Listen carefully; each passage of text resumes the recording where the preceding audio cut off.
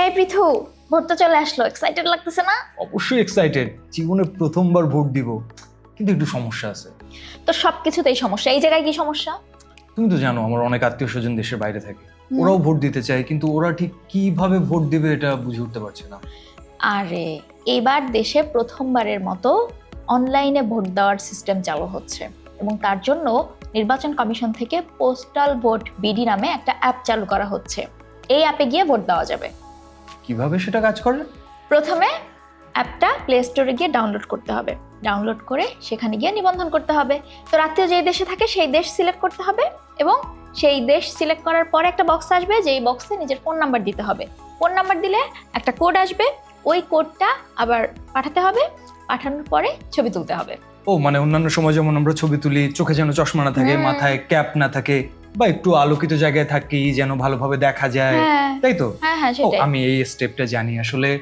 প্রথমে নিজের ছবি তুলতে হবে, তারপর একটা বক্স আসবে যেখানে নিজের আইডি কার্ড ধরে একটা ছবি তুলতে হবে, তারপরে শুধুমাত্র ভোটার আইডি কার্ডটার ছবি তুলতে হবে। হ্যাঁ, এবং তারপরেই হচ্ছে পাসপোর্টের তথ্য অটোমেটিক্যালি চলে আসবে।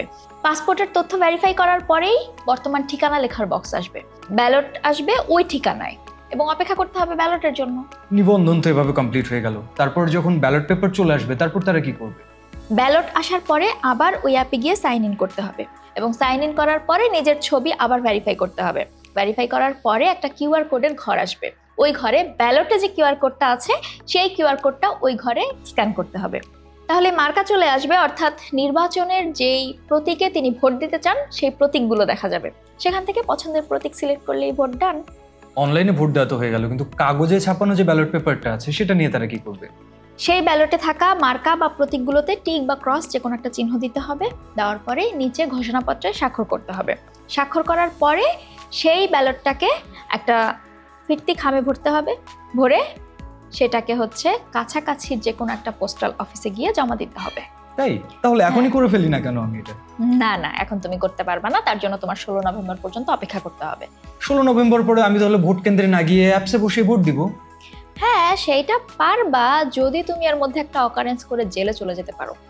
আর একটা কাজ করতে পারবা, যদি তুমি নির্বাচনে ভোট গ্রহণের দায়িত্বে থাকো তাহলেও তুমি এই অ্যাপের মাধ্যমে ভোট দিতে পারবা। তার মানে এইভাবে ভোট দেওয়া 3 ধরনের মানুষের জন্য নির্ধারিত। একদম, স্বাভাবিক সাধারণ সুস্থ মানুষেরা এভাবে ভোট দিতে পারবে না।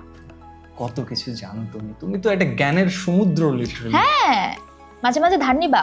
ওই জন্যই তো আশেপাশে থাকি। Thank you so much.